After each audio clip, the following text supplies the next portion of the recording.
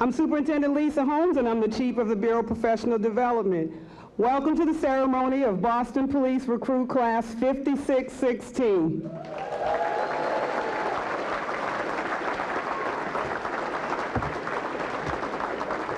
May I ask everybody to please rise as the Boston Police Honor Guard and Gaelic column enter, followed by Recruit Class 5616.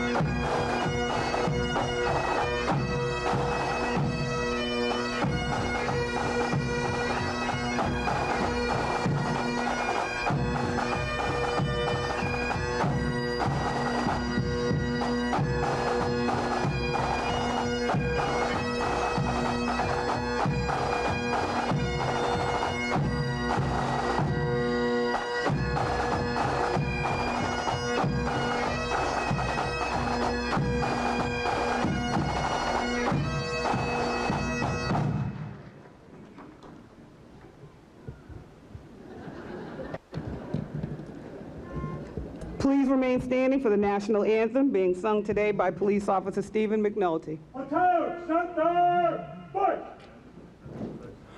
Oh, say, can you see by the dawn's early light what so proudly we hailed at the twilight's last gleaming, whose broad stripes and bright stars through the perilous fight o'er the ramparts we watched were so gallantly streaming, and the rocket's red glare, the bombs bursting in air, gave proof through the night that our flag was still there.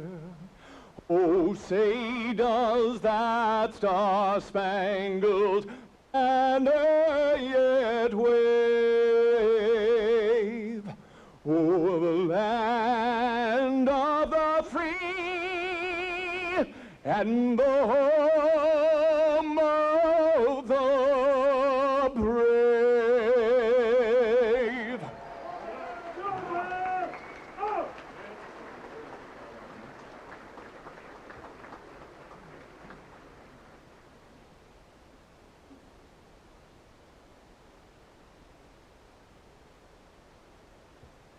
Lieutenant Hughes, please retire the colors.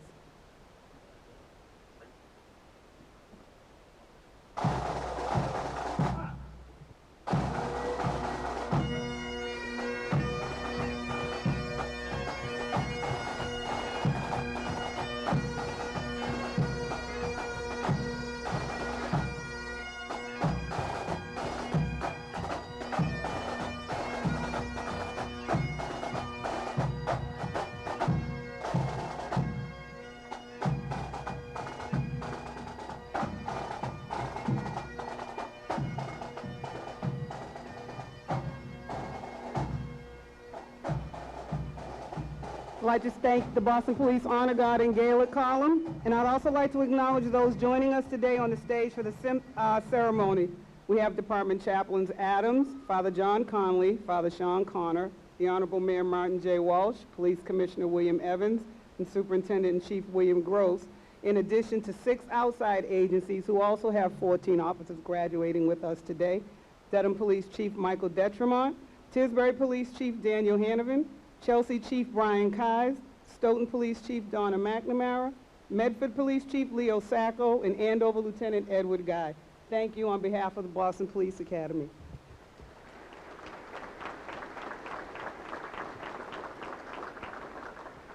On behalf of the Mayor and the Commissioner, I'd also like to express our thanks to the leadership of IBEW Local 103, Mr. Louis Antonellis, for hosting us here today. The staff has been fantastic, and we are grateful for your hospitality and support. Right now, I'd like to bring Father Sean Connor to the podium for our invocation, please. Detail on, cover. Let us pray. Lord, we thank you for the gift of this blessed day, for all the ways that you provide for us. You feed us with your own gentleness and love. You raise up among us those called to defend, to serve, and protect not only our own community here in Boston, but those other communities represented here today. We thank you for the gift of these new officers, for their sacrifice and for their example. Send peace upon this gathering, peace in our own streets and our homes. Help us to always stand up and protect those most in need. We ask this through Christ our Lord. Detail, read, cover.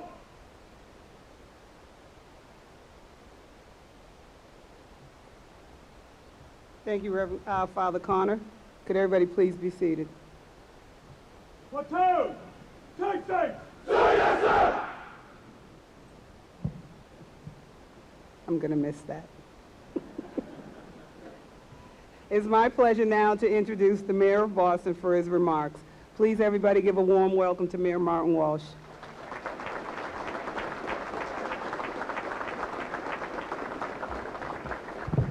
Thank you very much, Superintendent Holmes, and thank you for another great job. I also want to thank Commissioner Evans and Chief Willie Gross and the entire command staff for the great work you do every single day in protecting the people of our city.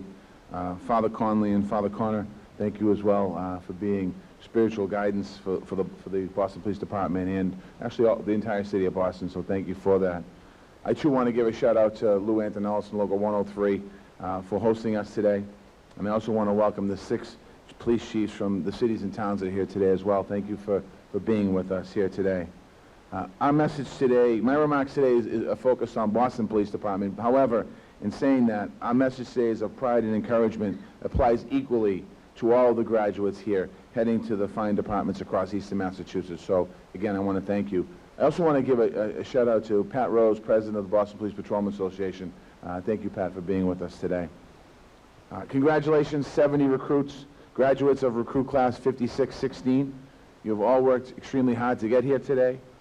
You've mastered difficult skills and passed tests, both physical and mental. You deserve to wear those pins. Many of you have already experienced service. 31 of you are veterans.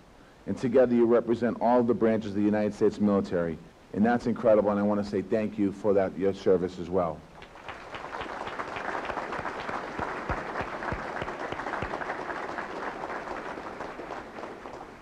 And I want to thank you for continuing your passion to serve through the police departments that you'll be serving.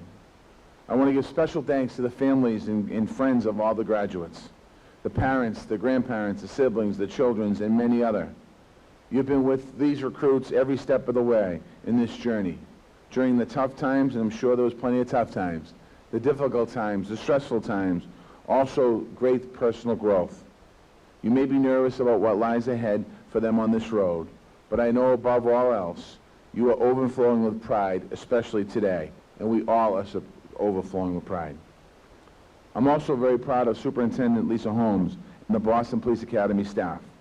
They work hard to make sure that every single new officer, wherever they're going to serve, is equipped with the skills to be a great police officer. They do wonderful work year after year, class after class. As mayor, I have the utmost respect for our men and women of the Boston Police Department. When I visit neighborhoods, I see police officers interacting with people, with young people, playing basketball, playing sports, giving them advice, mentoring them, getting to know them. I see them protecting our safety and making sure that we're safe in our city, like they did at the historic tall ships this weekend. And I saw some of you out there at this tall ship. You could tell the difference. I want to thank you for being there. I see other officers participating in peace walks with members, with the community and clergy. I see officers working with the unions, giving hot dogs and hamburgers out in neighborhoods and working through the unions as well. Something that's really important for us to continue to build relationships in the communities that we represent. I see people in our communities, especially young people, getting to know police officers and trusting them. Many of you are joining this historic department, which is leading the nation on so many fronts, in defending against terrorism, in reducing violent crimes at historic lows, in taking illegal guns off the street, in breaking new grounds in human trafficking, in leading the way in youth outreach. I can't stress enough, joining the Boston Police Department is a high honor and privilege. With this comes a great responsibility. You are standing on the shoulders of fellow officers, past and present, who have built this legacy. We want you to continue this legacy and bring it to the next level. I know that you've all been trained to the higher standards, but I ask you to keep those standards in mind every time that you go to work, in the way you interact with people, in the way you present yourself, and make sure it's professionalism and you keep it professional. Remember, you are representing the city of Boston. You're representing all of the people in the city of Boston. And the people of Boston are depending on each and every one of you. They look for your guidance, they look for your support, and they look for your protection. This is a responsibility that we don't take lightly. So while today is a celebration, I want to take a little time to talk about risks and challenges that you may face. Being a police officer is one of the hardest jobs in the world, and I know that all of you understand that. You see people when they're the most vulnerable. Sometimes you see people when they're acting their worst. I want you to be safe. But even in the toughest of times, I want you to keep the optimism and enthusiasm you feel helping people in your communities right now. Remember how you feel today, right now. This is why you wanted to become a Boston police officer or a police officer in the first place. This kind of commitment to serving people that all of you share is very special. I have complete faith in each and every single one of you that you will be leaders in your communities and uphold the values of our men and women in the Boston Police Department. Your mayor and your commissioner in your city will always have your back. Congratulations, be safe, and God bless this class.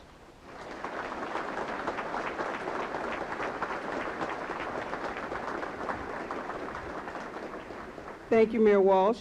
Now I have the pleasure of welcoming the Police Commissioner, William Evans, to the podium, and following his remarks, he'll be giving you the oath of office.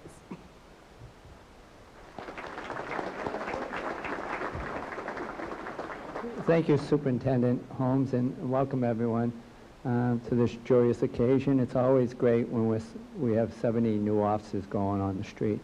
I want to thank the clergy, obviously Father Connor, Father Conley, and Reverend Adams, who are great partners. They're out there quite a bit on the peace walks with us, obviously praying for the safety of our officers, but obviously for the safety of our residents. So I want to thank them.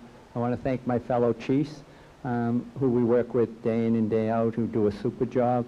I really can't say that we're the best police department in the country, because I got 6 here, but I'll say we're the best big city police department in the country, just so you don't get angry at me. So thank you.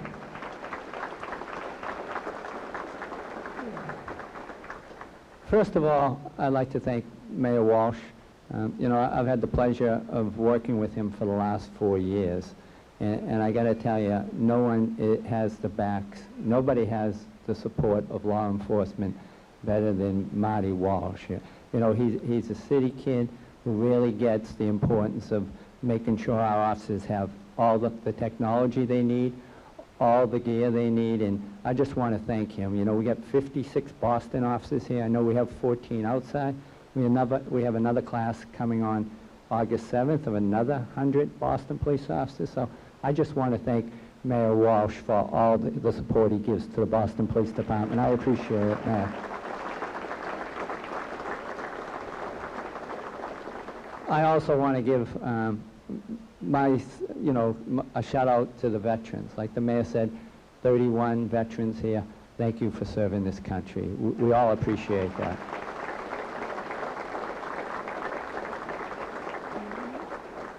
I'd also like to commend the Academy staff under Superintendent Holmes and Captain Sexton and all their staff. No one works better to get these 70 officers well-trained.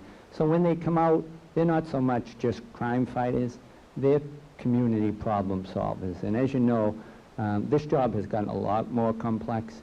The whole idea of working with different communities, whether it's African American communities or the GBLTQ communities, or dealing with young mothers who are out there when their young loved ones get killed on the street.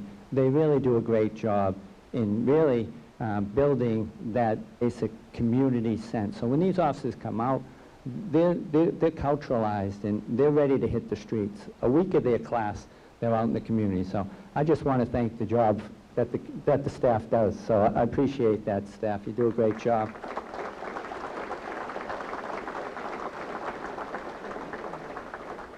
But if I can give any advice, obviously, I'd like to talk about, as you go along, don't get complacent. Keep the enthusiasm that you have right now. Keep the morals, keep the integrity.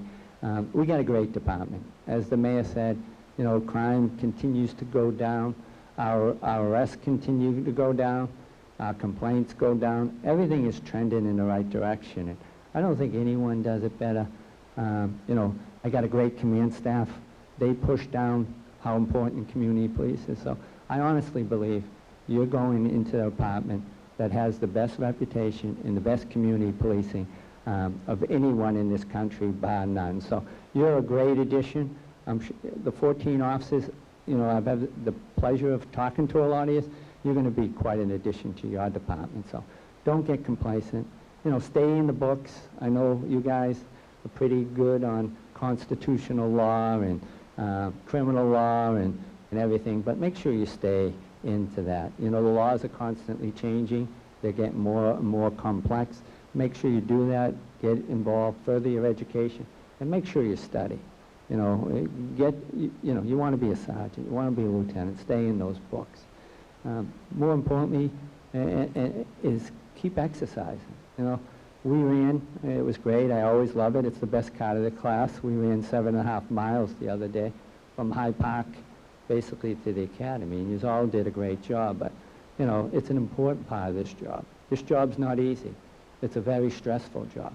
And I always say it's important to have not only a healthy body, but a healthy mind. And so don't leave this academy and let yourselves go, because you're all doing great right now, and you need that important part of your life. You need that balance. I've seen the great community work you did.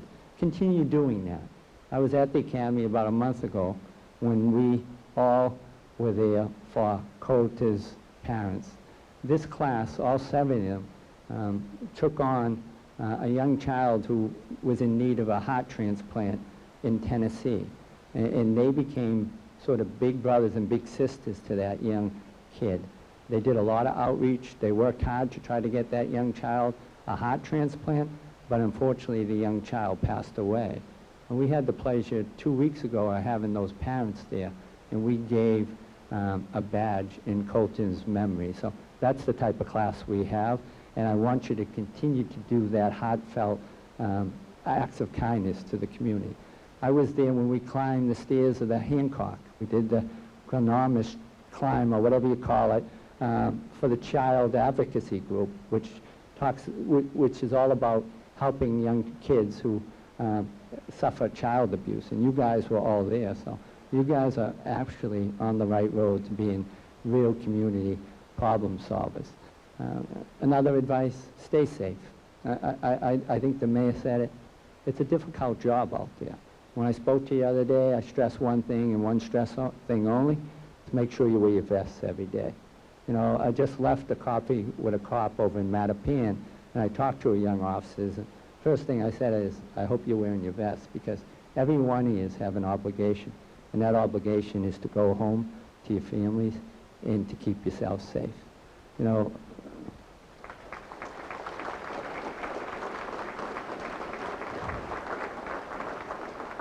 I see, unfortunately, what type of guns are out there on the street.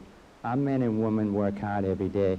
Yesterday, the gang unit getting a gun off of 2 kids on Dorchester Ave, the drug unit getting a gun on Adams Street. Every day we're taking guns off the street, but these aren't little guns. These are all semi-automatics that have some real high firepower. So it's a dangerous job, and I hate to scare the parents here a little bit, but you know, make sure you wear that vest. It's real important. And lastly, I always like to stress, when you leave here, just remember one thing and one thing only. This job comes and goes. The most important thing you have is the people who are here, your family. You know, I've been on this job as a cadet on almost 37 years, and I've always made it a priority, as painful it is, to make my daughter's recitals, you know, which is very difficult to do, to make the Little League, to make the Pop Warner, and even to when my son graduated from high school last week, to make his music recitals. The most important thing you have is your family, and don't forget about it. You know, you can make all the money in the world, you can get, you know, tied up in, you know, the brotherhood of this job, but if anything I want you to leave with today is the most important people here today are the people who put you to the academy, the people who ironed your pants, shined your shoes, and did everything for you. So we got a great class here. I know you all do great. I wish you the best. And you know what? Hoorah, 16. Good luck to all of you. Thank you.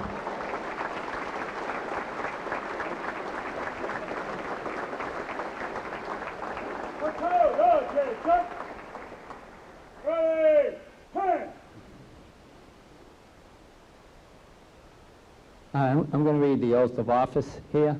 All right. I state your name. Do solemnly swear that I will support and defend the constitutions of the United States of America and the Commonwealth of Massachusetts. I will obey all department rules and regulations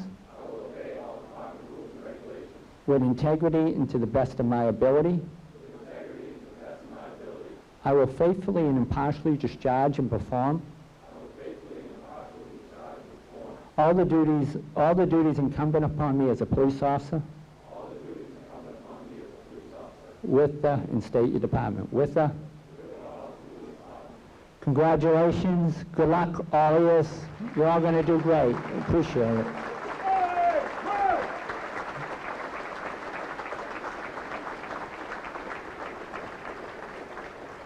Thank you, Commissioner Evans.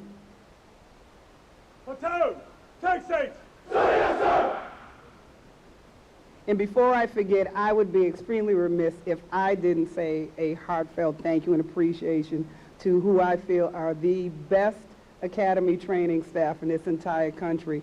My staff has worked hard, 365 days this past year, training not only recruits, but veteran officers, outside agencies.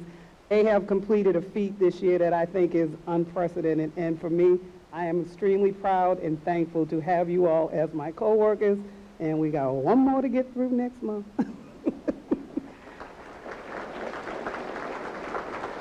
So with that, I'd like to welcome Recruit Class 5616 Class President Officer Anthony Twining for his class remarks.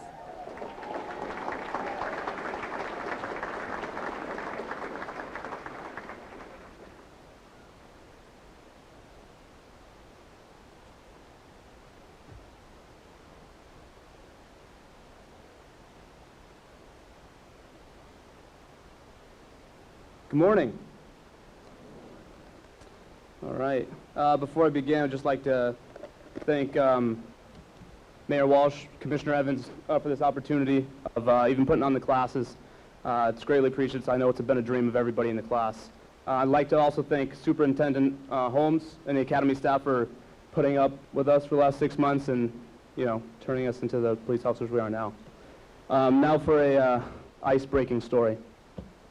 I went to Westfield State University for my undergrad, and my best friend, known for like 15 years, he was my roommate, and he was like a evolutionary, environmental biology, chemistry major, something crazy, and we used to get into fun arguments about like who has a cooler major, who can take cooler classes, or who has a better job opportunities. So obviously this got pretty heated. For anybody who has a criminal justice degree knows that people sometimes don't take it serious. So one of these specific debates we had, we were going back and forth, and he's like, what are you going to do? Just be a cop? And specifically, I hate when people say that, because it kind of shows that they don't understand what the job encompasses. So as a very, very mature 19-year-old, I took the high road, and I said, yeah, that's what I want to do. I want to be a cop. What do you want to do? And so with all his fancy classes or whatever, he said, I'm going to be an oceanographer. Now, there's some puzzled looks. Yeah, I don't know what an oceanographer is either, but that's what he wanted to do. So I said, what if that doesn't work out? What are you going to do the rest of your life? He said, if I can't be an oceanographer, then maybe the Discovery Channel will invite me once a year to be on Shark Week. And I mean, being a cop, that was a great point. I had to kind of concede that point to him, because as a cop, I'm never going to get to be on Shark Week. But that was pretty awesome. So I wanted to pull on his heartstrings now to win this very heated debate. I kind of broke it down. I've told the class this before. If you take all the variables of being a cop and all the kind of crazy stuff and you break it down to what you're doing is when people call for your help, you help them. So that's what I said to my friend. I said, how can you beat that? If someone needs your help in the hardest time, you go help them. So he kind of took that in, and we ended going and doing something else, maybe playing video games or whatever. But that was in 2010, and he became a police officer in Western Mass in 2015. So, yeah, I'm not going to say it was all my fault, but...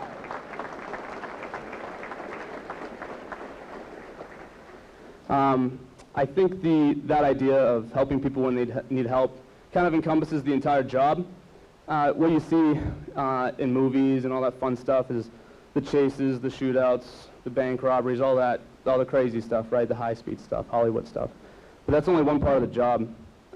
What the Academy pushed a lot was, as everyone's already before me stated, was the community policing aspect.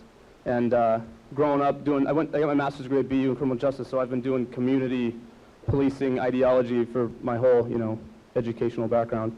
And you don't really know what it is, to be honest, when you're learning about it. It's just one of your professors saying, hey, community policing, that's what you got to do. And the Academy started teaching us very early about what that is and why it helps.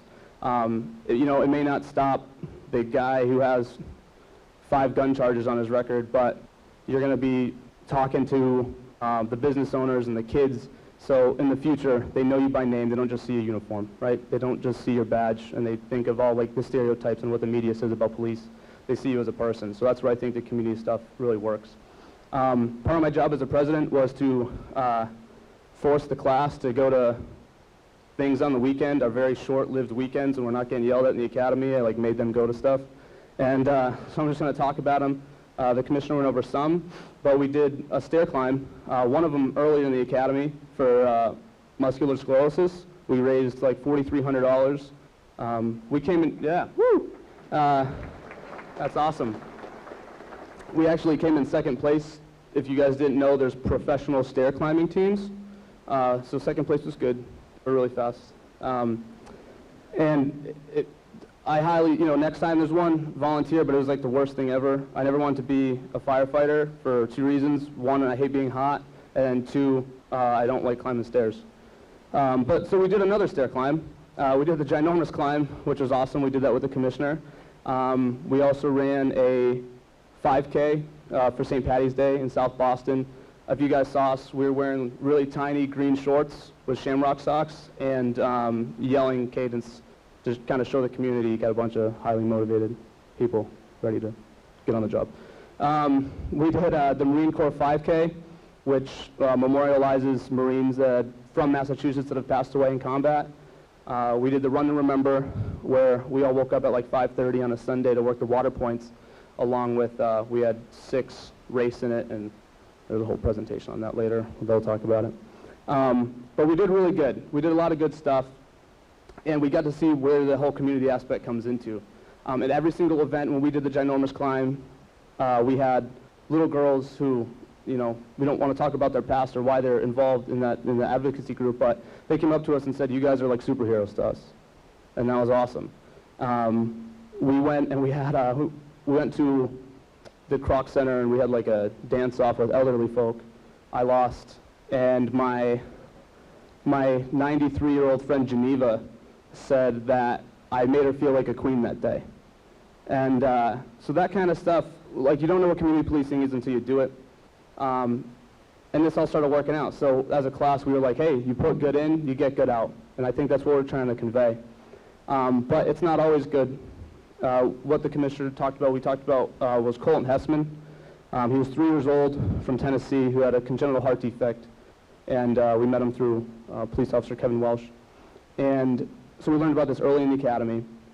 And it was, let's do our community policing thing, right? It's worked out every other time. So we sent them cards electronically and physically. We sent them fun toys. We did kind of everything you could, everything that we could possibly do for them, being from Tennessee to Massachusetts. And then, like the commissioner said, unfortunately, he passed away January 25th, 2017. And it was kind of confusing to us because it didn't work, right? All the other times we had like perfect good outcome. It was good. But to learn early in our careers that it doesn't always work out well, it doesn't always go positively. When you put good in, you don't always get good out. And sometimes it takes weeks or months for police officers to learn that on the street. And I think learning it early, it was a good way to get into it that way. That was only the beginning of the academy. So these struggles continued. We have people in the class whose family members have passed away during the 6 months. We have people whose family members have become terminally ill. We have a recruit officer whose child has the same thing as Colton. And what you get with this class is all those issues, along with the getting yelled at for your shoes not being shiny enough, and your haircut being too long, parking on the Ponset Street. Yeah. And all those daily stuff, then they have to go home to the other issues. And but what you get in this class is they didn't just give up. They didn't stop going to the community events I was trying to force them to go to. They didn't quit the academy. We had people quit the academy. It was, 26, 27 people quit the academy because they can't deal with it. So this class has shown through all the troubles, right, all the crazy stuff, that they're dedicated, determined, and they can persevere through anything. And what else do you need from a cop, right? So, in closing, I'd like to thank Mayor Walsh, Commissioner Evans, Superintendent Holmes, and the academy staff for, again, doing what you guys are doing. We greatly appreciate it, but ultimately the class, no one could have done this alone, I'm sure. But it was awesome, and it was a good time, and I want to make you guys proud and the academy proud when we get out on the street. So, thank you guys.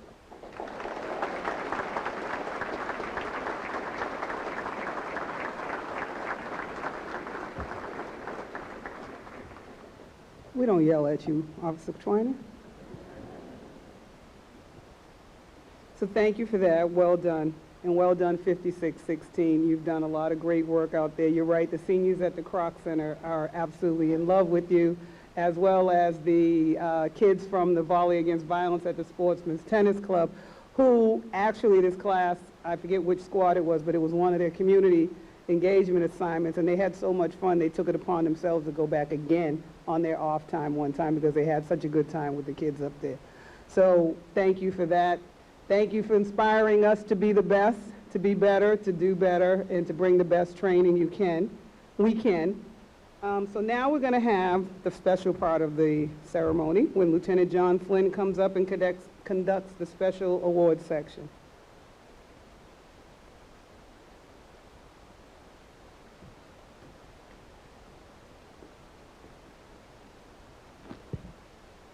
Thank you, Superintendent Holmes. The first award is the Deputy Superintendent William J. Hogan Award, named in honor of a well-respected instructor at the Boston Police Academy. This award is presented to the recruit officer who achieves the highest grade average in the subjects of constitutional law, criminal law, motor vehicle law, and municipal law. The Hogan Award goes to Boston Police Officer Ryan McDonald.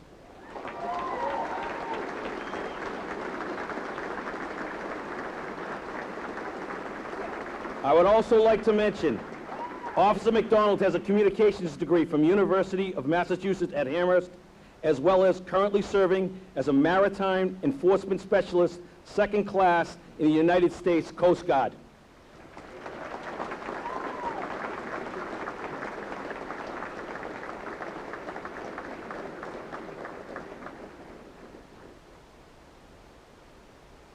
Okay, Ryan's not going anywhere.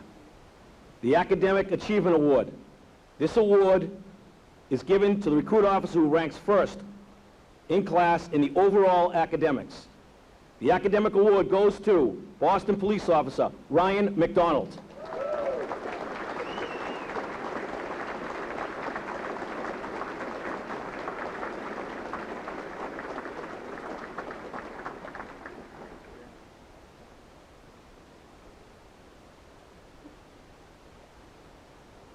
The third award, the Physical Fitness Award. This award is presented to the recruit officer who achieves the highest assessment score on specific events. The events are push-ups, sit-ups, the bench press, and the 1 mile run. The Physical Fitness Award goes to Boston Police Officer Benjamin Linsky.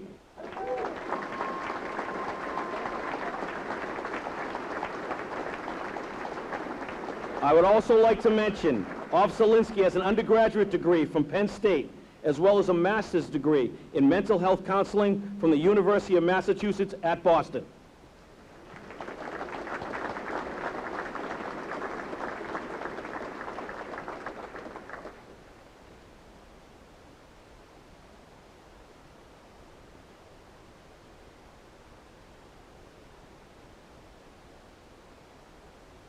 I'd like to make a special note here.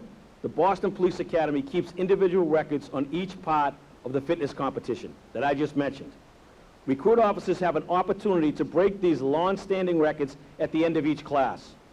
The Academy wants to recognize Boston Police Officer David Winrow. He completed 117 sit-ups in a 2-minute time period to break the previous record of 111 sit-ups, which had stood for the past 22 years.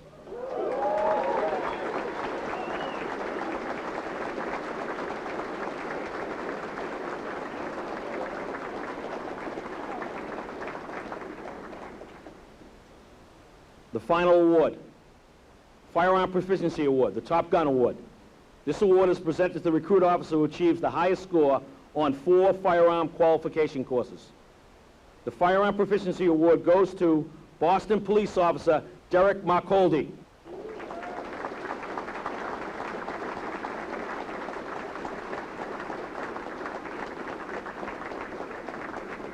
I would also like to mention that Officer Marcoldi has an undergraduate degree in criminal justice, as well as a master's degree in Homeland Security from Northeastern University.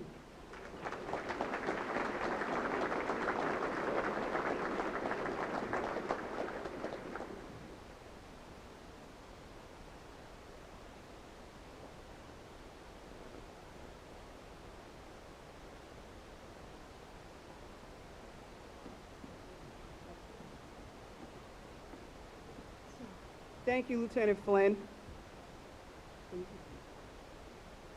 So we're now going to have a special presentation from the Boston Police Runners Club. Our recruits ran in the Run to Remember and came in third. This is a huge achievement considering the large number of law enforcement agencies and thousands of officers nationwide who participated in this race, which is a tribute to fallen officers in law enforcement and first responders. So at this time, I'd like to welcome Officer Sean Murphy to give some remarks about the Run to Remember.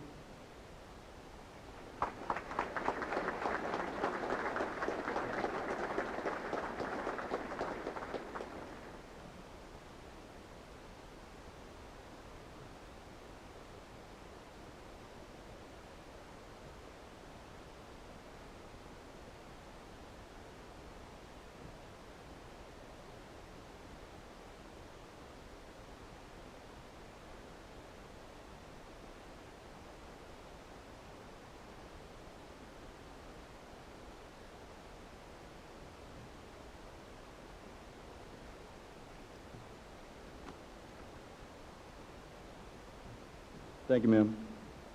Good morning. As Superintendent Holmes mentioned, on Sunday, May 28, 2017, 6 members of the Boston Police Recruit Class 5616 took part in the Run to Remember Half Marathon in honor of all the police officers that came before them and gave the ultimate sacrifice.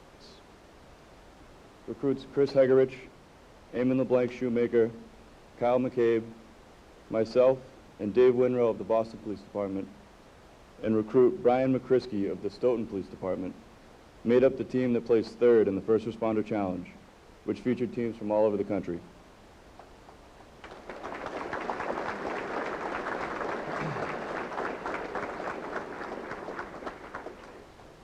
As a result, they were awarded a $1,500 donation to the charity of their choice.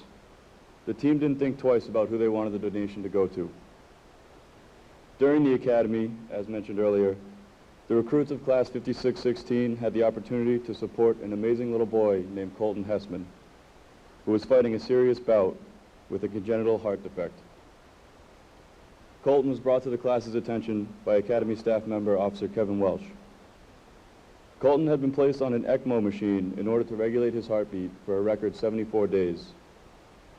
During his 6 months of treatment, Colton's heart stopped 7 times, but each time he continued to fight the terrible disease that ultimately took his life in January 2017. Although Colton sadly lost his battle with CHD, the perseverance he showed was an inspiration to all the recruits during their time in the academy. No matter how difficult their training was, Colton was a constant reminder to the class to stay in the fight and keep pushing forward.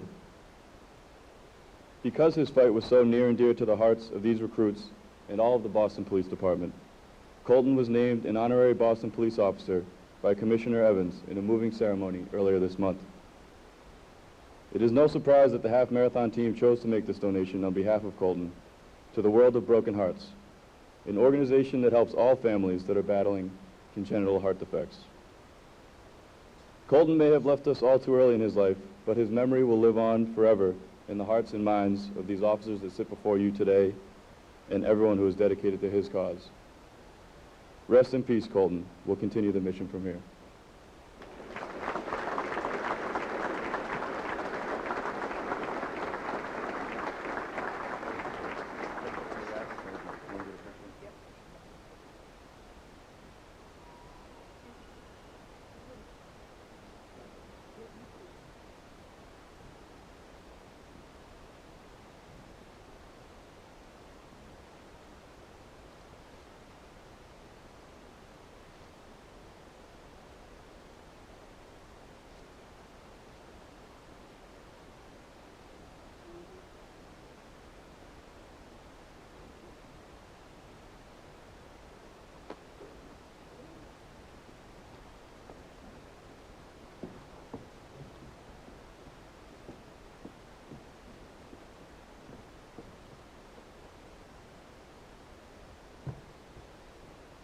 Another fine round of applause for those wonderful officers.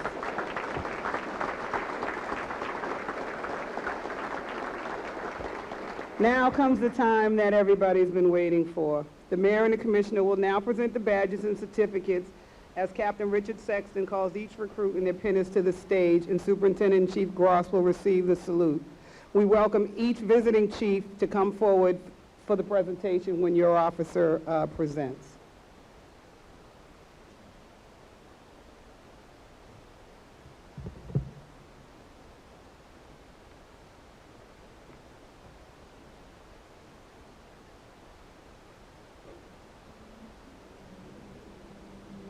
Thank you, Superintendent.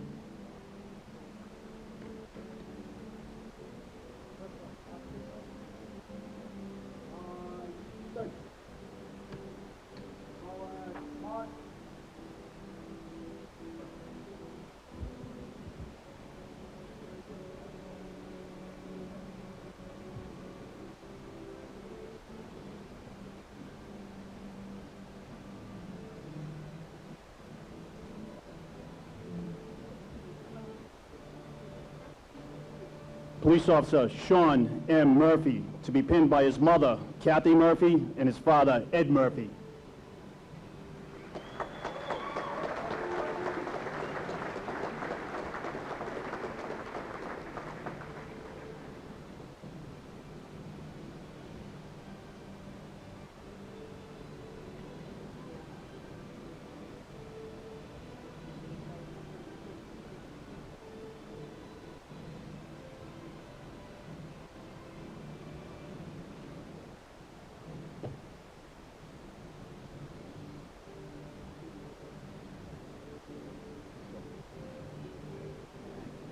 Tisbury Police Officer Danielle R. Claremont, to be pinned by her mother, Monique Claremont, and her good friend, Tucker Penrose.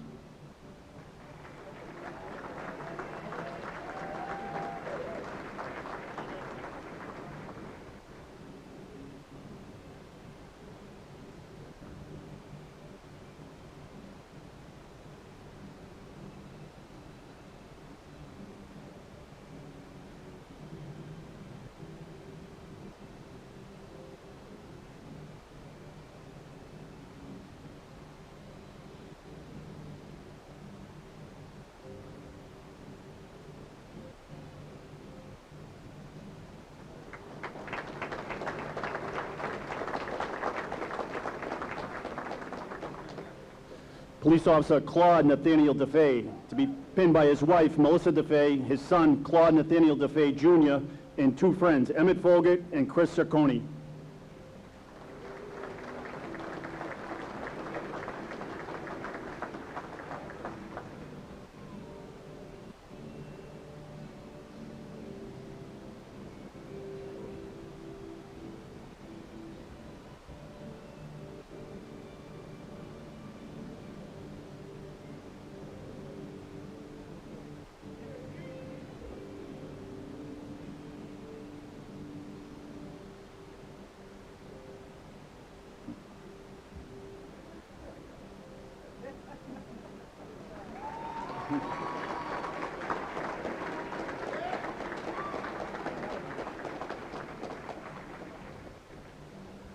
Police Officer Michael P. Karen, to be pinned by his father, Michael Karen, and his mother, Carol Karen.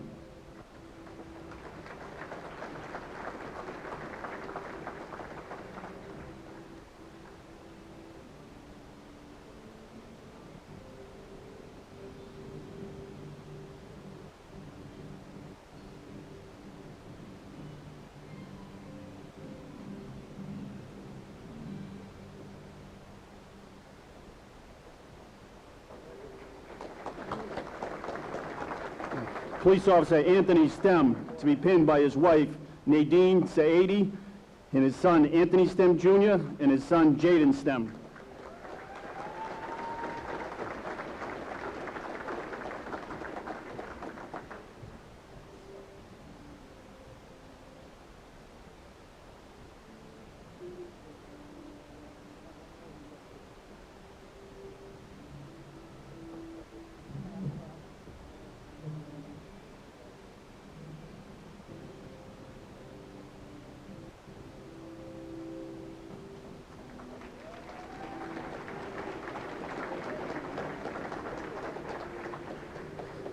Medford Police Officer Keith Daniel Conway, to be pinned by his father, Medford Police Detective Dan Conway.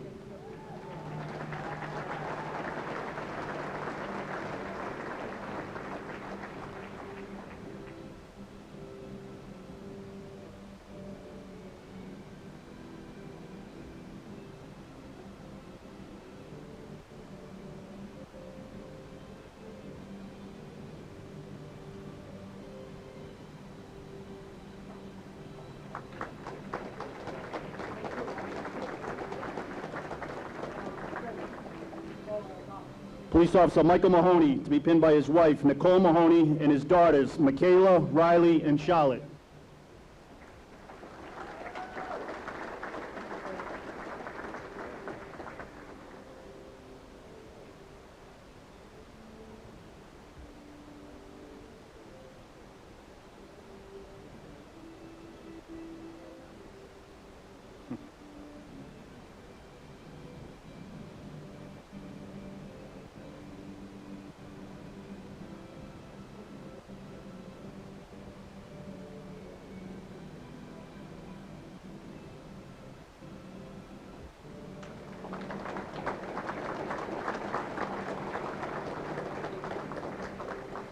Police Officer Brendan Lenane, to be pinned by his wife, Siobhan Lenane, and his mother, Maureen Lenane.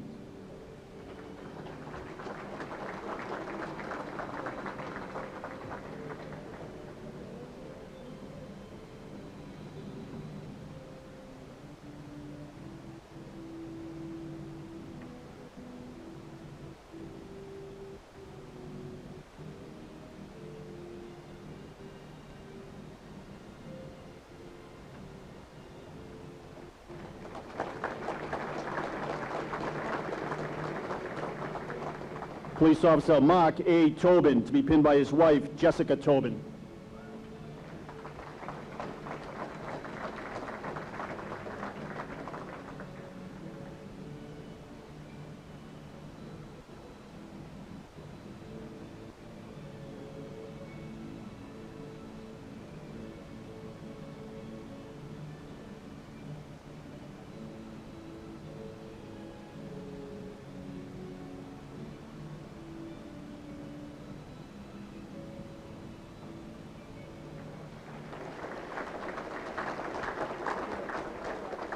Police Officer Mark T. Marin, to be pinned by his father, Massachusetts State Police Sergeant Detective Mark S. Marin.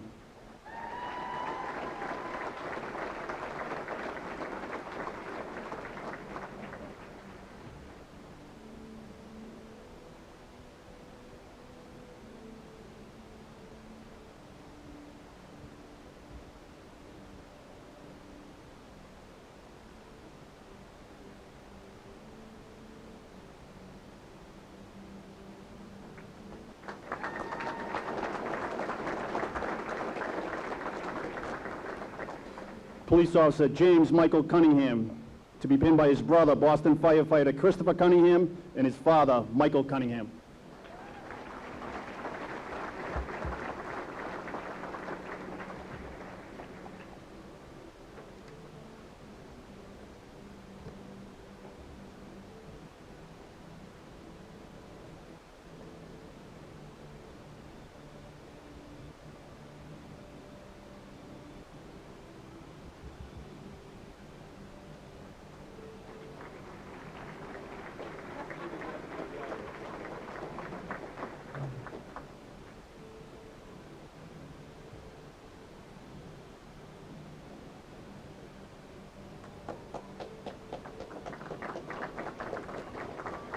Police Officer John Hollerback, to be pinned by his mother, Sue Hollerback, his father, Lee Hollerback, and his girlfriend, Jacqueline Hartnett.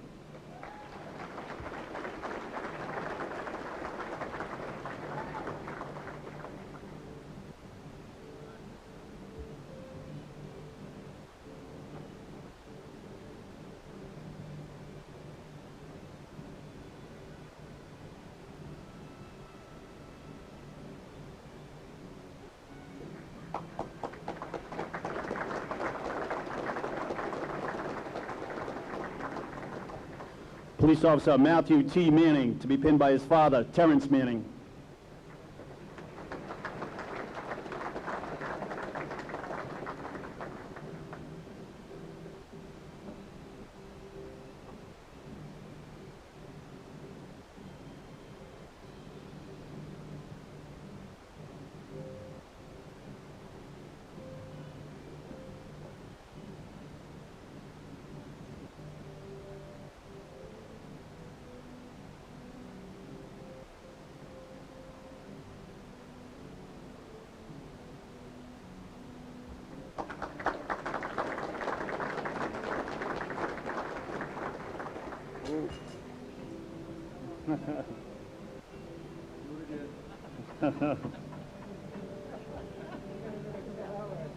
Police Officer James G. O'Brien, to be pinned by his father, Gerard O'Brien, and his mother, Susan O'Brien.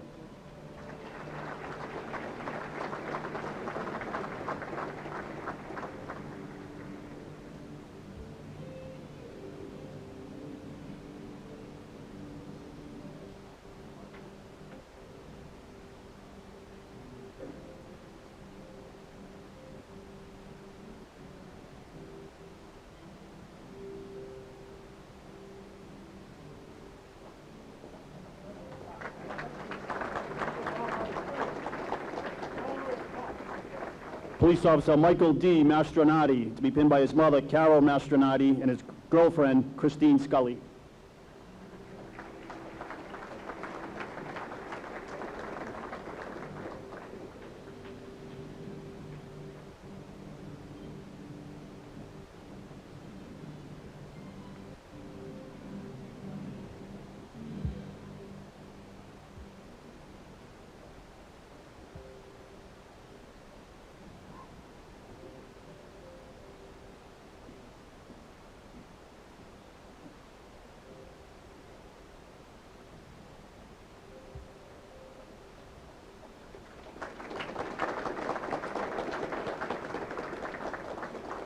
Police Officer Edney T. Furtado, to be pinned by his wife Eva and his son Edvani.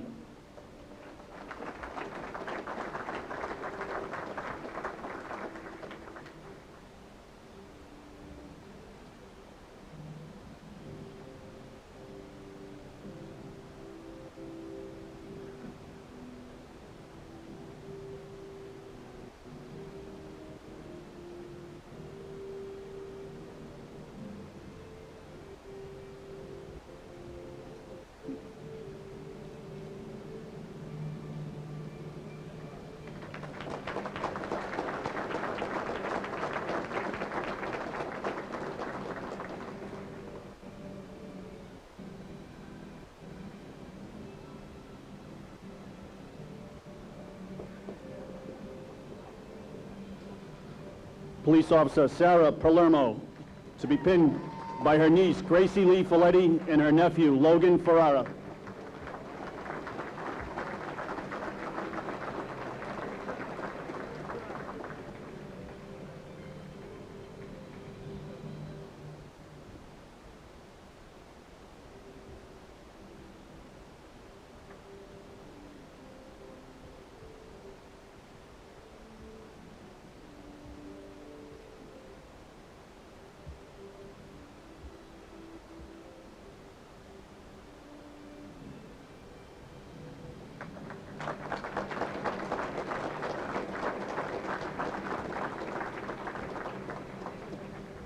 Stoughton Police Officer Ryan Austin Flanagan, to be pinned by his father, Paul Flanagan, and his grandfather, former Suffolk County District Attorney Newman Flanagan.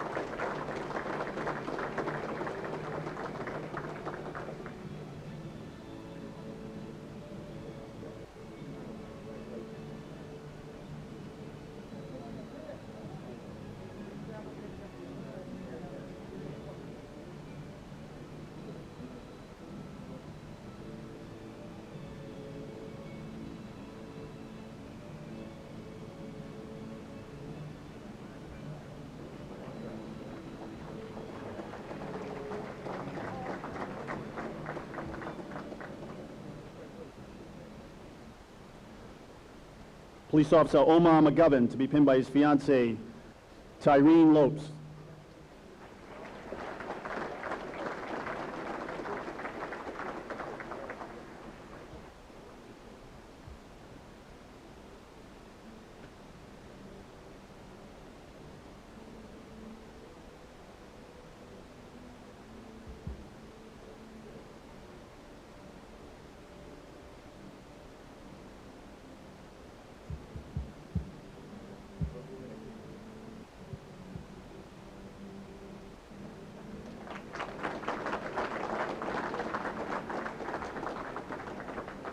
Police Officer Michael Forbes, to be pinned by his father, John Forbes, his mother, Cynthia Forbes, his fiancée, Brianna Bertoncini, and his daughter, Talia Forbes.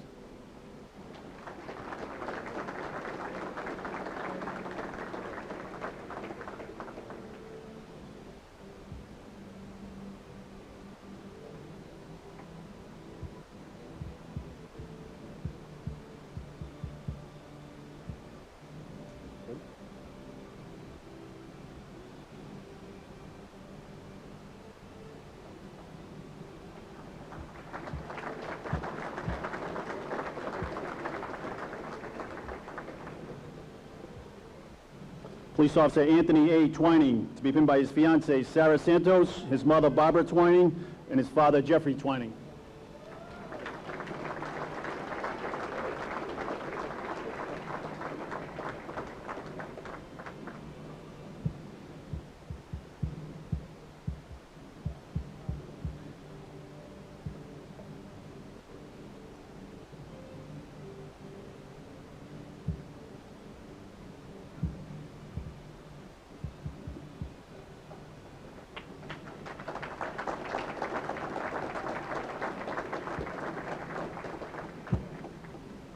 Police Officer Patrick Ryther, to be pinned by his girlfriend, Danielle Paul, and his daughter, Sloan Harper Ryther.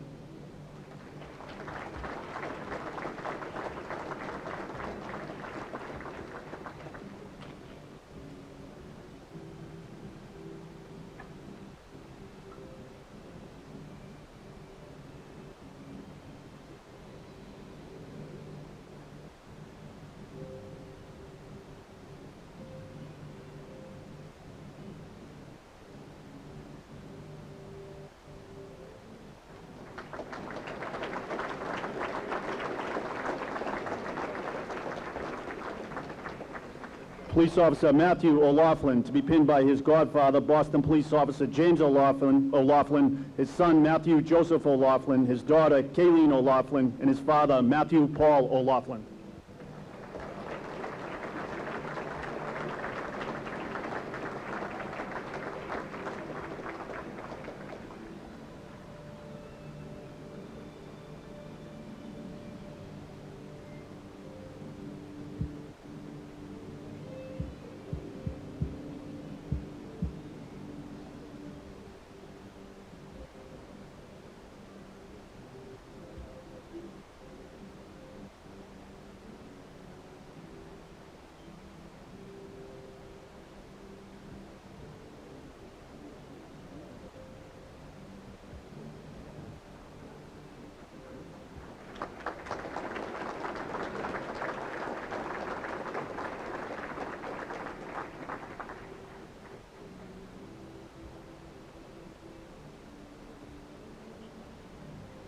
Police Officer Ryan J. McDonald, to be pinned by his father, retired Boston Police Sergeant Detective Joseph McDonald, and his wife, Erin McDonald.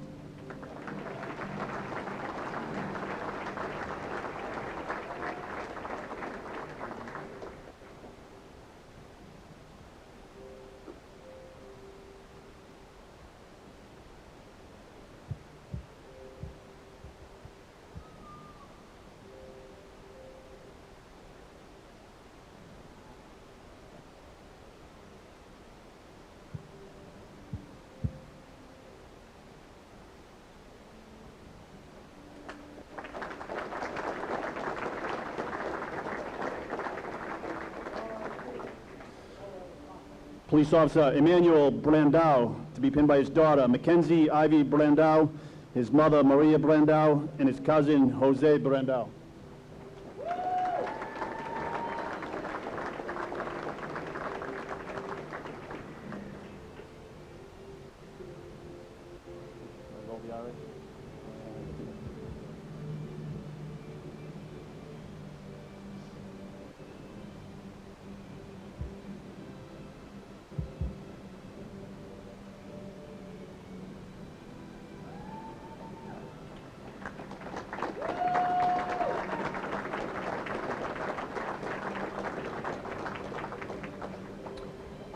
Stoughton Police Officer Kimberlyn Jean Lyden, to be pinned by her father, Norwood firefighter Stephen Lyden.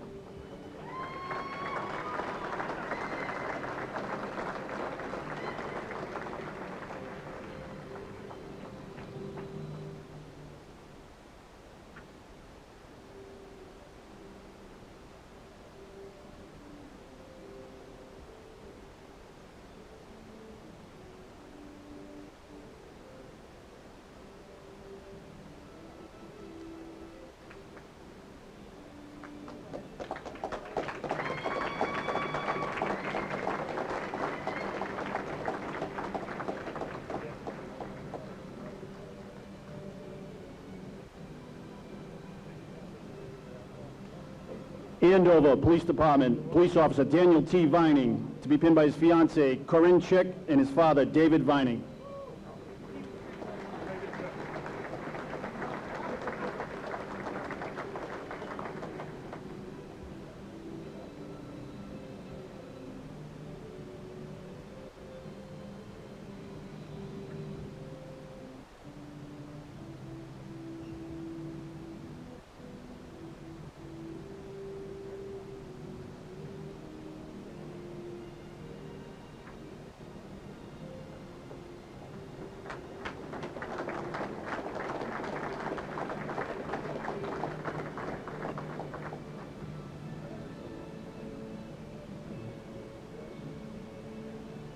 Police Officer Sean J. Ho Bang, to be pinned by his wife, Grace Choi.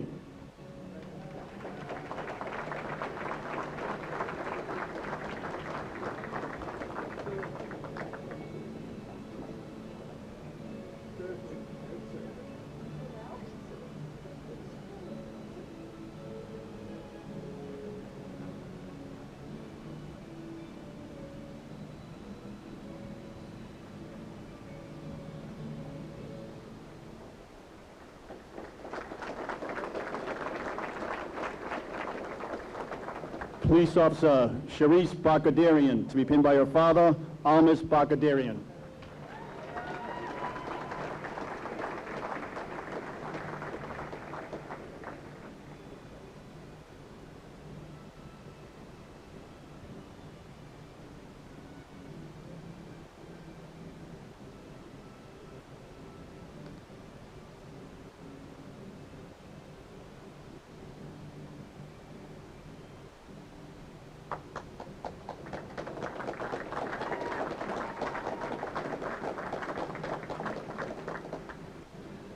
Dedham Police Officer John K. Toomey, to be pinned by his mother, Susan Toomey, and his father, Kevin Toomey.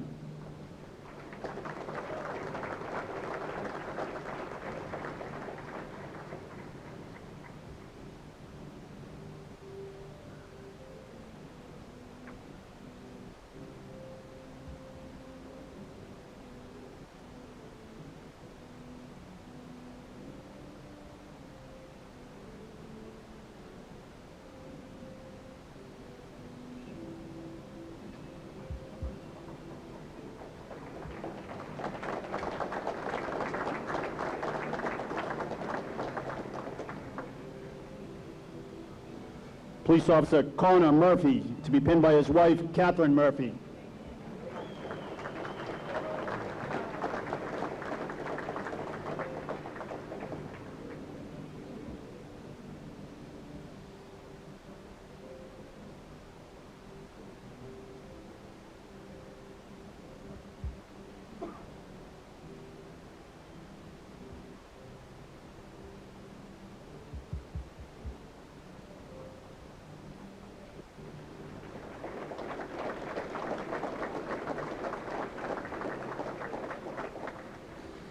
Police Officer Peter Lekaditis, to be pinned by his girlfriend, Sarah Pilley.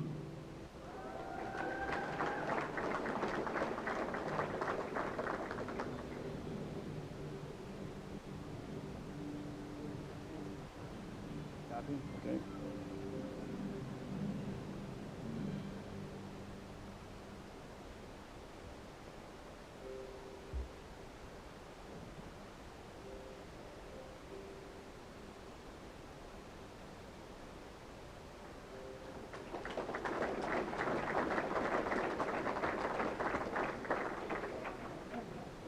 Police Officer John R. Callahan, to be pinned by his father, retired Boston Police Lieutenant Timothy Callahan.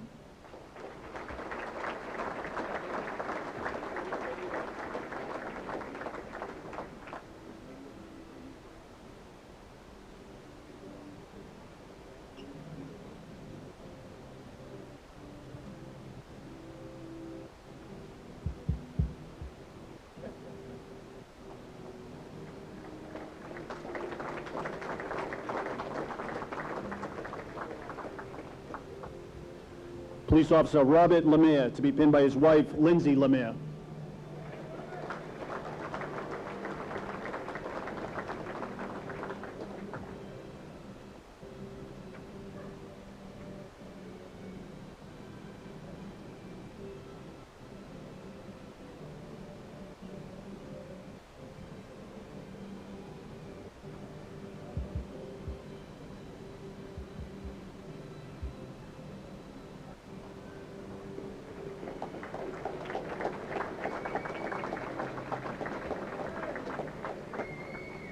Police Officer David J. Marshall, to be pinned by his wife, Mary Marshall, his daughter, Logan Marshall, and his grandfather, retired Boston Police Officer John Mahoney.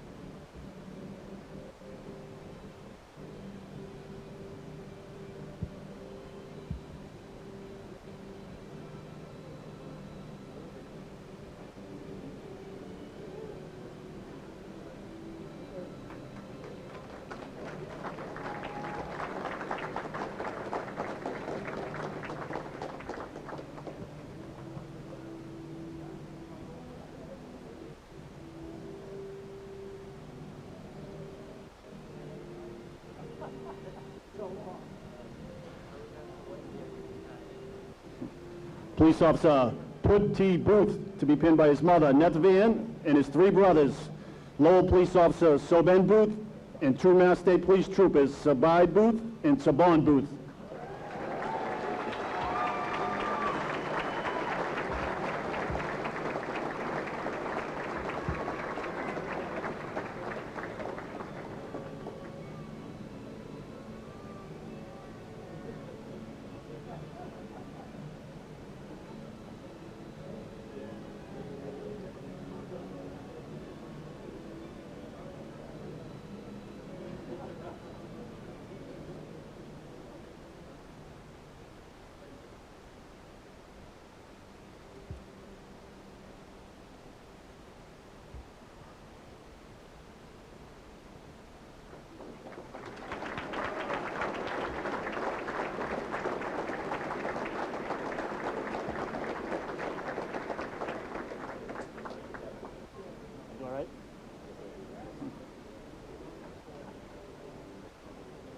Police Officer David S. Winrow, to be pinned by his father, Alan Winrow, his mother, Noreen Winrow, and his girlfriend, Emily Murphy.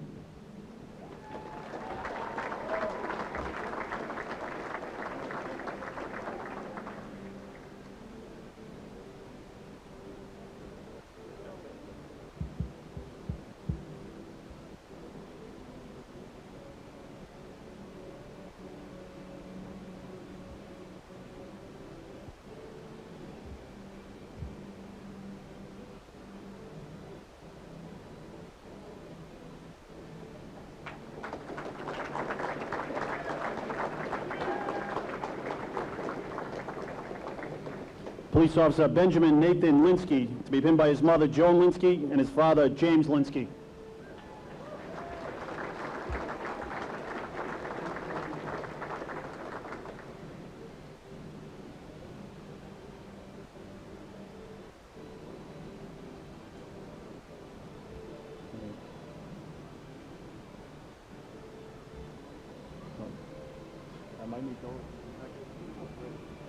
Thanks.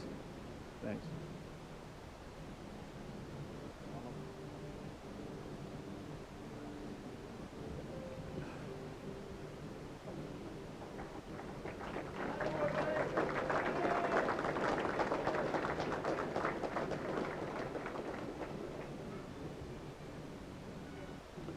Stoughton Police Officer Brian Kenneth McCrisky, to be pinned by his grandmother, Elaine Landolfi, his mother, Stephanie McCrisky, his father, Joseph McCrisky, and his girlfriend, Victoria Zubkowska.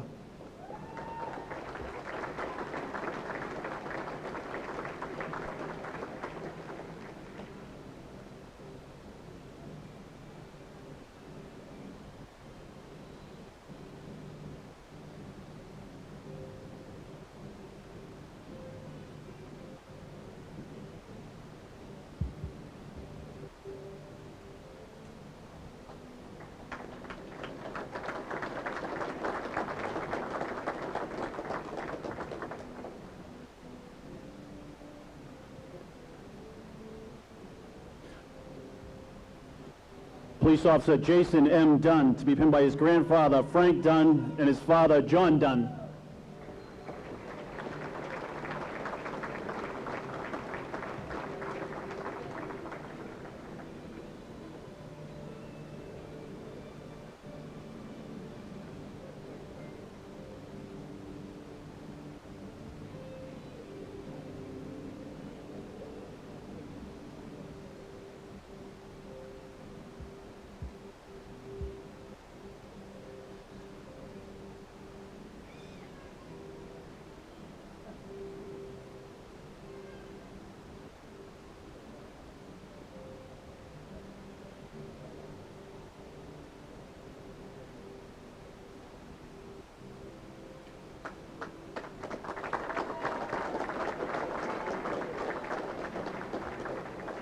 Police Officer Jeffrey M. Smith, to be pinned by his father, Robert Smith, and his mother, Debbie Smith.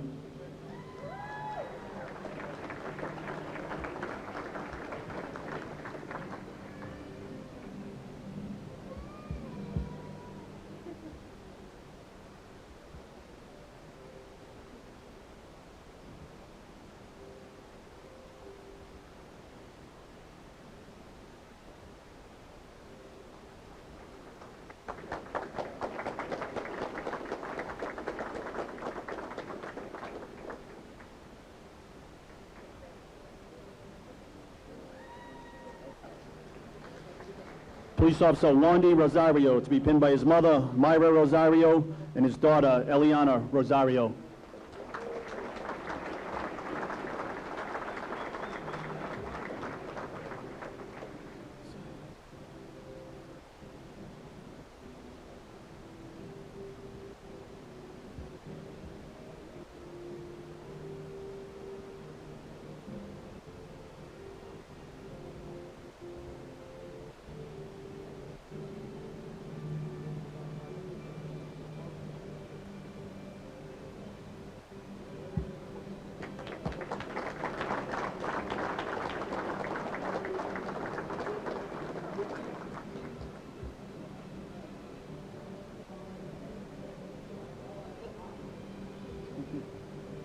Police Officer Chris Bullins Jr., to be pinned by his mother, Kathleen Yasayan.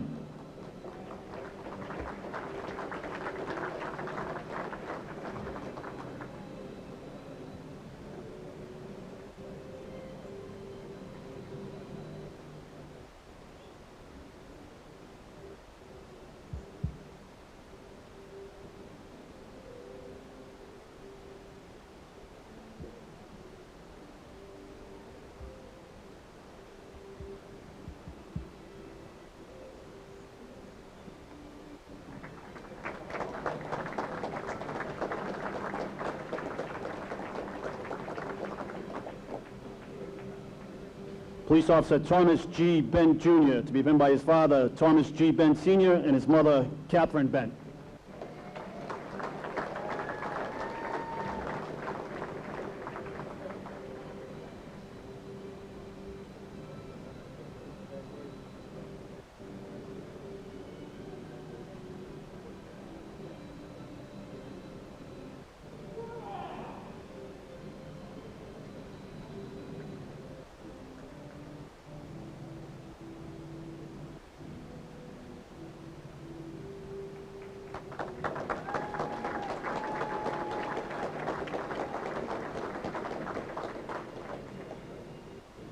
Police Officer Paul Michael Gormley, to be pinned by his father, Philip Gormley, and his mother, Peggy Gormley.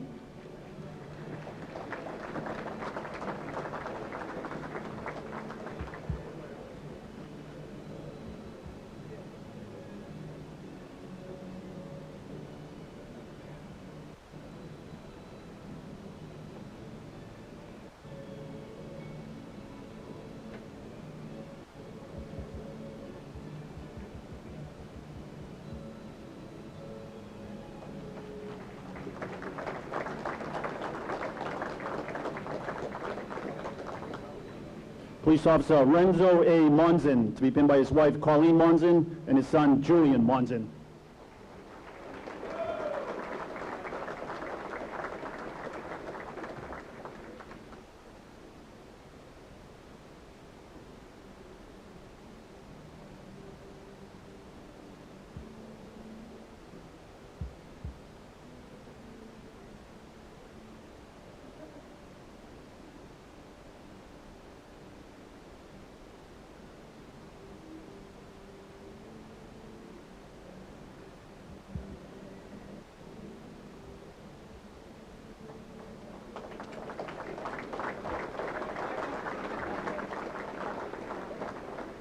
Police Officer John Ciccolo, to be pinned by his father, Boston Police Lieutenant Stephen Ciccolo, and his grandfather, retired Boston Police Captain John Ciccolo.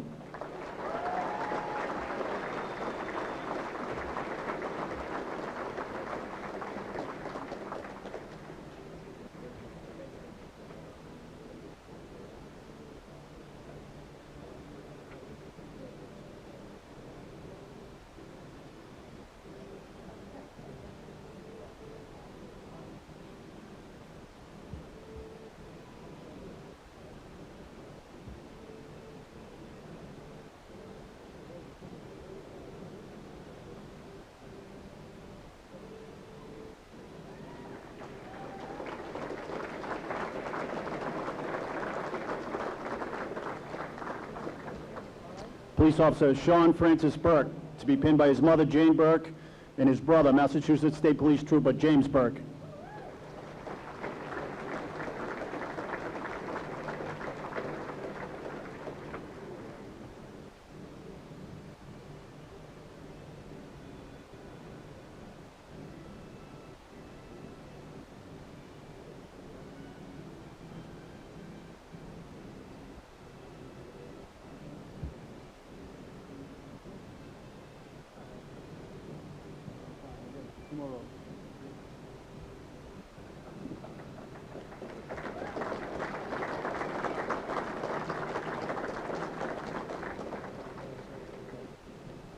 Police Officer Maria C. King, to be pinned by her aunt, retired Boston Police Captain Detective Genevieve King.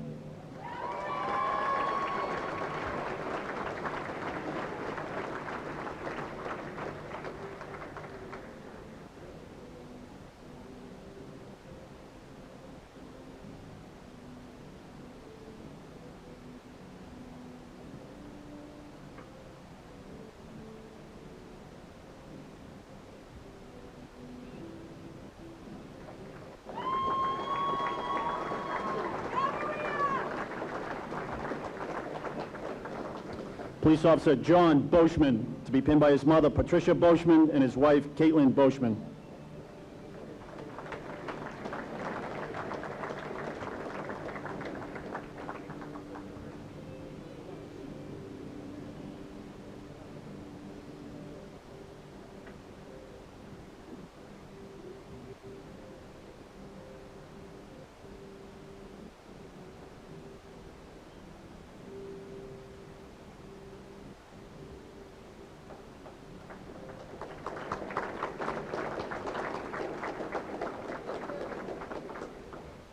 Police Officer Eliana Builes, to be pinned by her mother, Marina Bentacore, and her friend, retired Sergeant Detective from the Boston Police, Donald Goslin.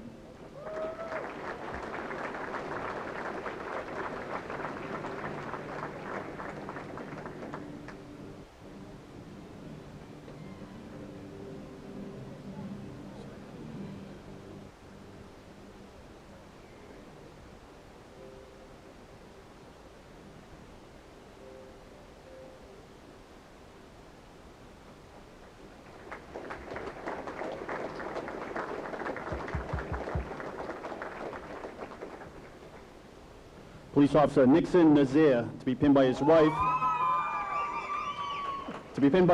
Surya Mani Madala, and his father, Antoine Nazir.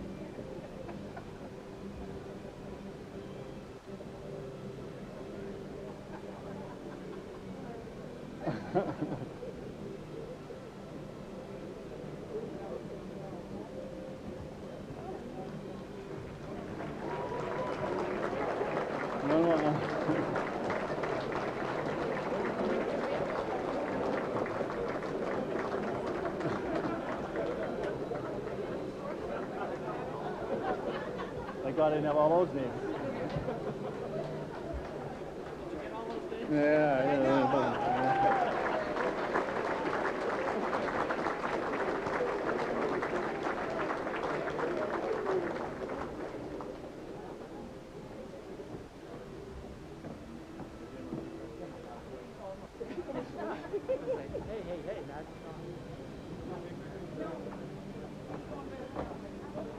Go back on. Thank you, sir. Thank you very much. Thank you. Thank you.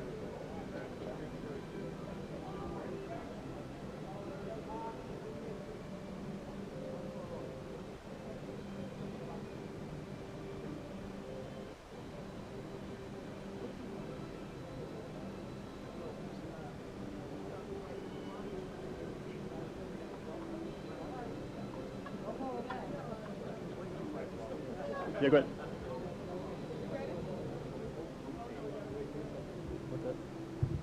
All right, no more of that, all right? We're never gonna, I'm only kidding. All right, next up, Police Officer Thomas J. Driscoll, to be pinned by his father, retired Boston Police Sergeant James Driscoll, and his mother, Donna Driscoll.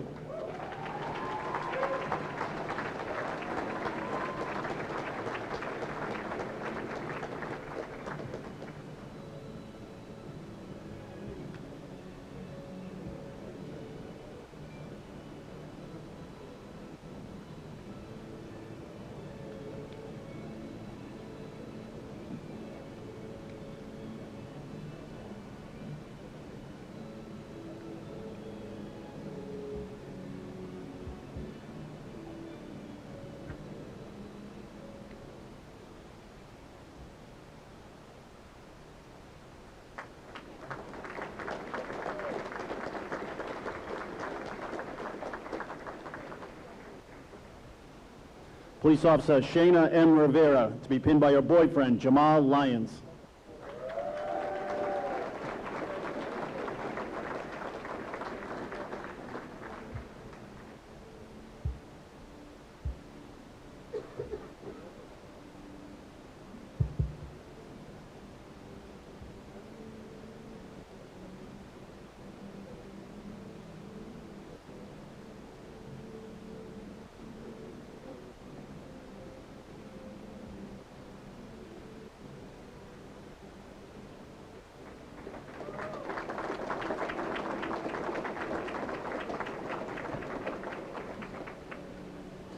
Police Officer Joseph Brendan McMenemy, to be pinned by his wife, Joanna McMenemy, and his brother, Boston Police Officer David McMenemy.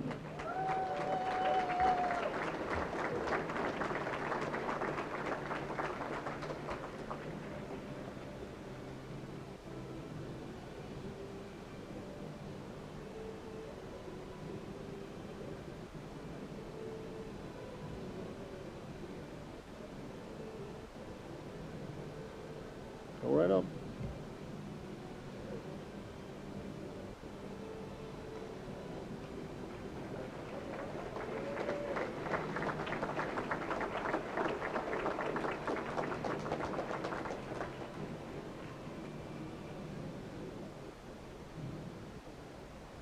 Police Officer Kyle McCabe, to be pinned by his father, Newton firefighter Kevin McCabe, and his mother, Marilyn McCabe.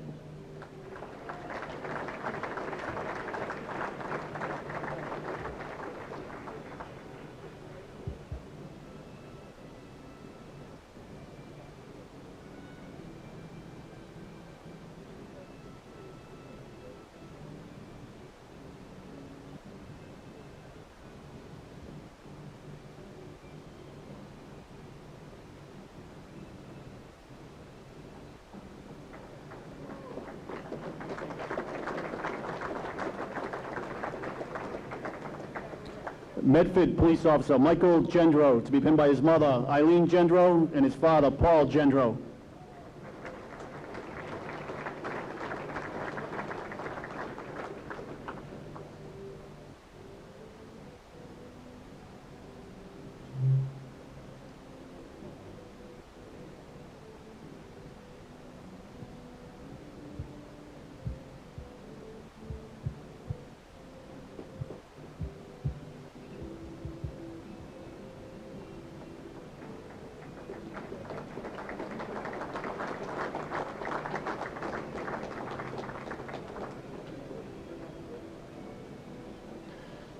Medford Police Officer Michael S. Bordenaro, to be pinned by his girlfriend Shannon Conley, his mother Daryl Bordenaro, and his father Vincent Bordenaro.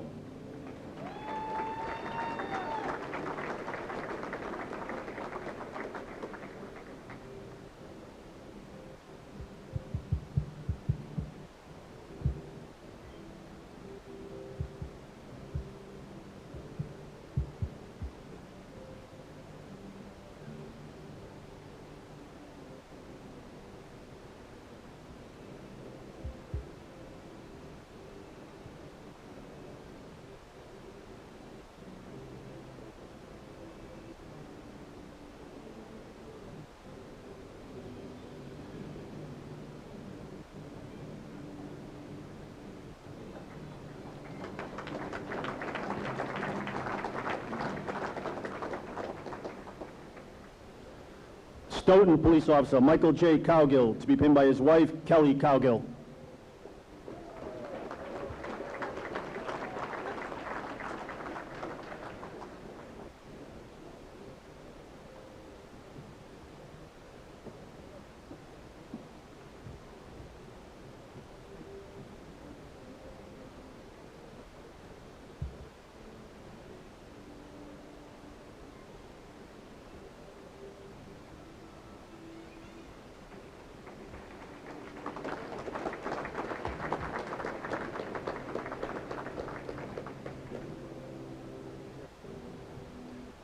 Police Officer Chris Hegerich, to be pinned by his girlfriend Laura Ivins and his brother, Boston Police Officer Daniel Hegerich.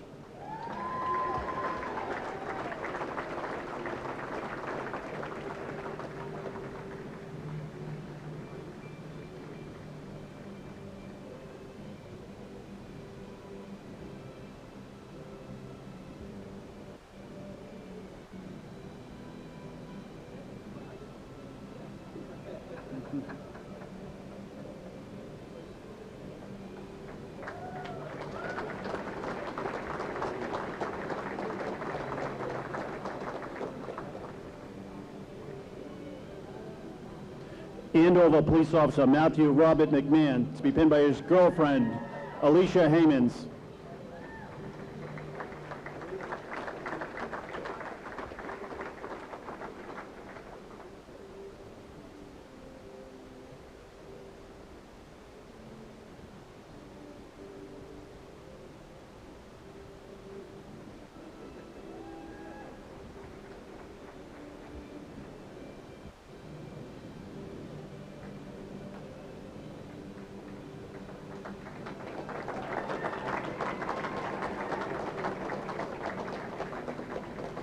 Police Officer Dennis Moore, to be pinned by his mother, Jane Moore, and his girlfriend, Maureen Ivins.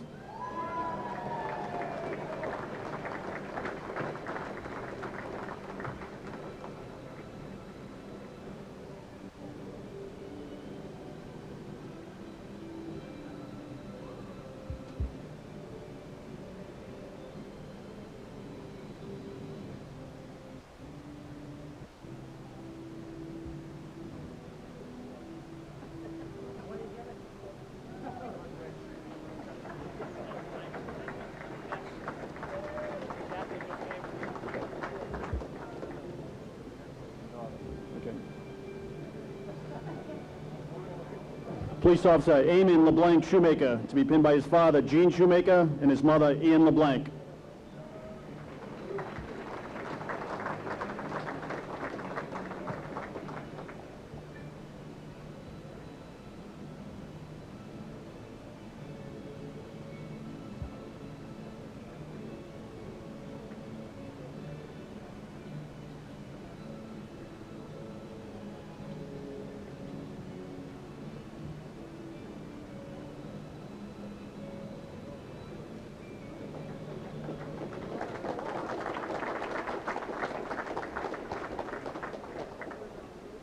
Medford Police Officer Patrick A. Calnan, to be pinned by his father, retired Massachusetts State Police Lieutenant Kevin Calnan.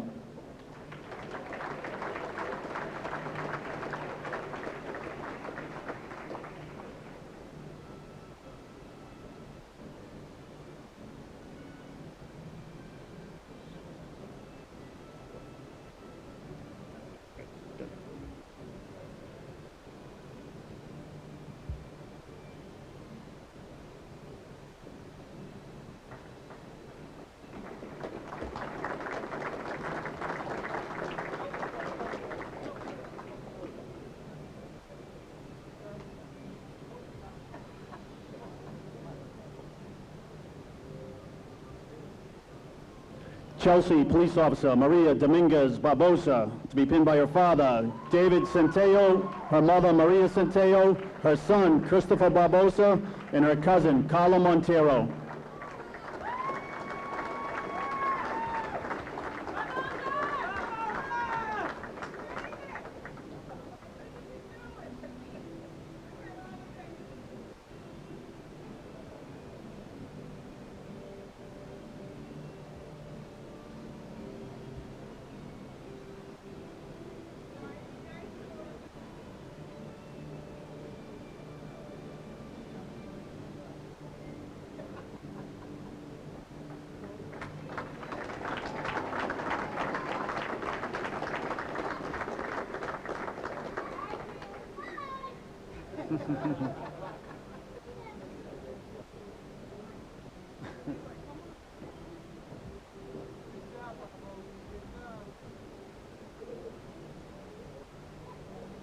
Police Officer Tyler Jeffrey Briffett, to be pinned by his father, Donald Briffett, and his mother, Jolanta Briffett.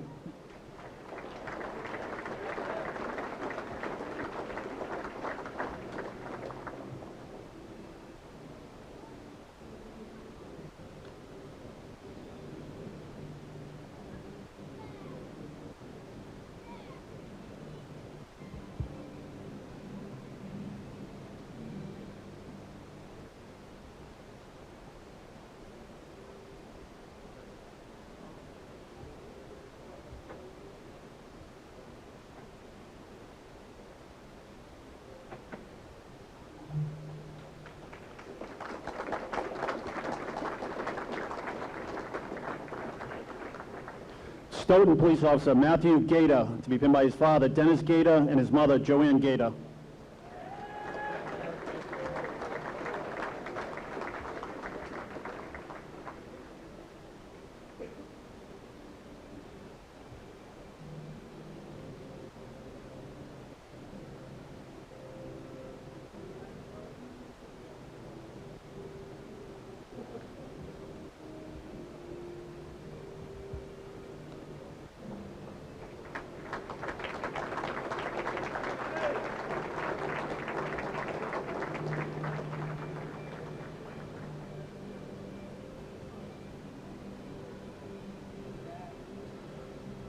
Police Officer Tyron Barboza, to be pinned by his fiancée Lucy Fernandez, his daughter Annette Barboza, his son Levi Barboza, and his daughter Lanai Barboza.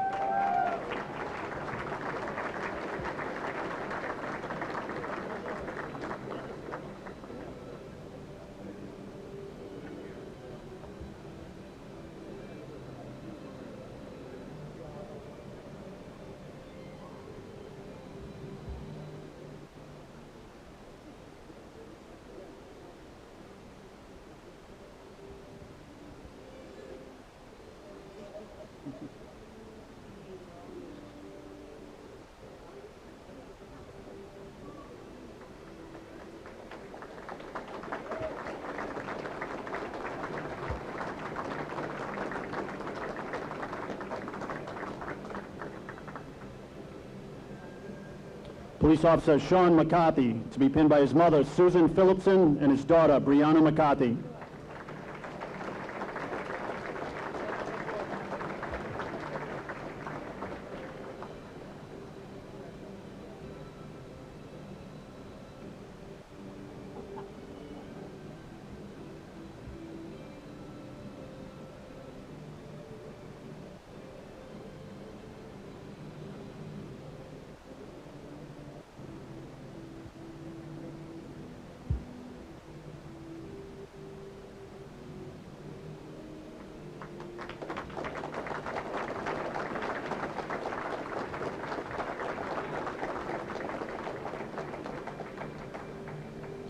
Police Officer Derek J. Marcoldi, to be pinned by his mother, Kimberly Marcoldi, his father, Alexander Marcoldi, and his girlfriend, Kelsey Veal.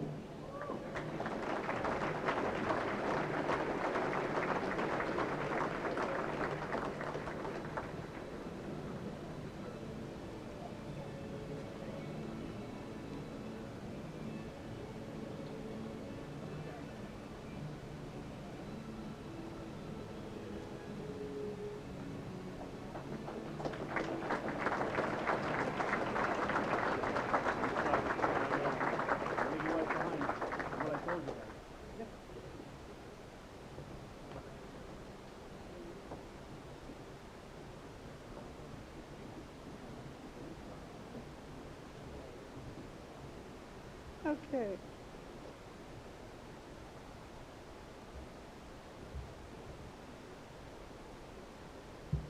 How about a nice round of applause for our newest officers?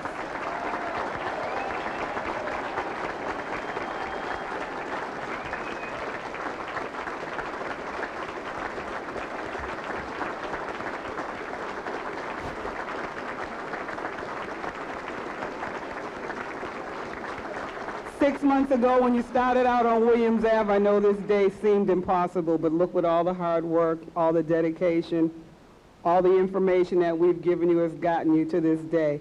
Don't forget everything that we've taught you, and like we've told you and your families, if you need us, we're here. You never leave 85 Williams Ave, and it never leaves you. So with that, I'd like to welcome Department Chaplain Father John Conley for the benediction.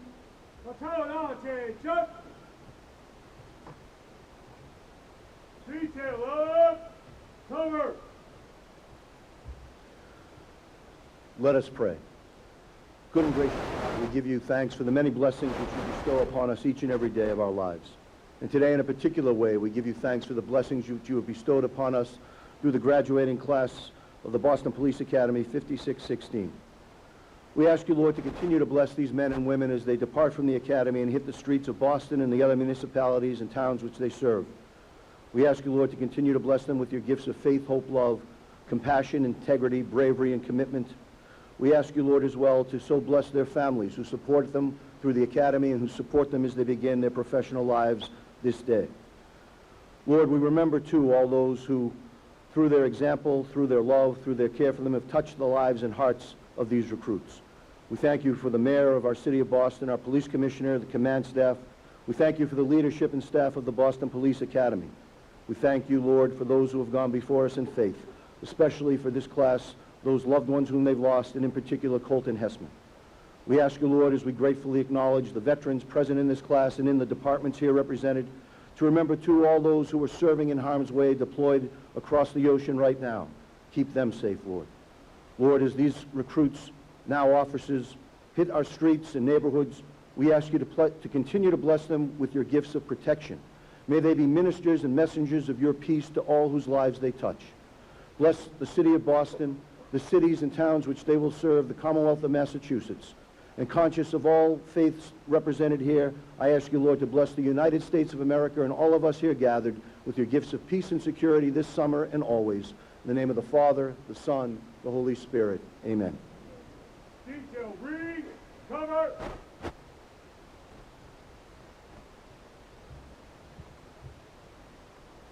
Thank you, Father Conley. On behalf of Mayor Walsh and Commissioner Evans, I'd like to thank you all for taking the time to join us today, and we want to wish our new officers their very best on their new careers.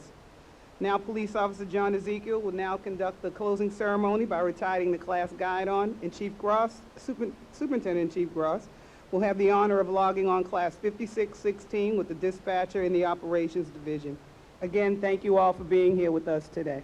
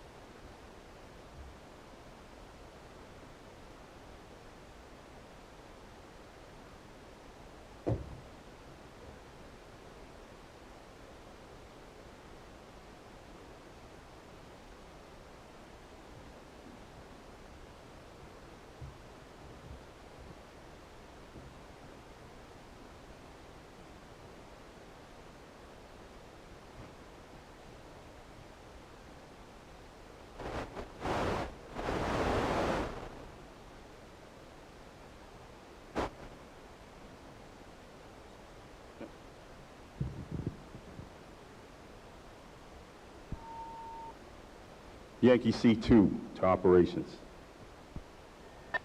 Operations is on clear channel. Go for the chief. Thank you, sir. With honor, please log on the class of Boston Police Academy Class 5616.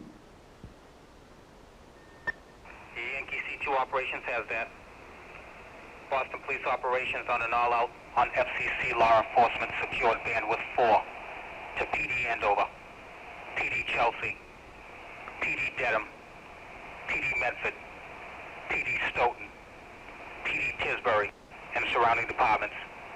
Boston Police Academy recruit class 56-16 is now logged on. May God keep you, and good luck. Boston Police Operations KCAA, 12:45 hours, 21 June, 2017. Ops out. Congratulations.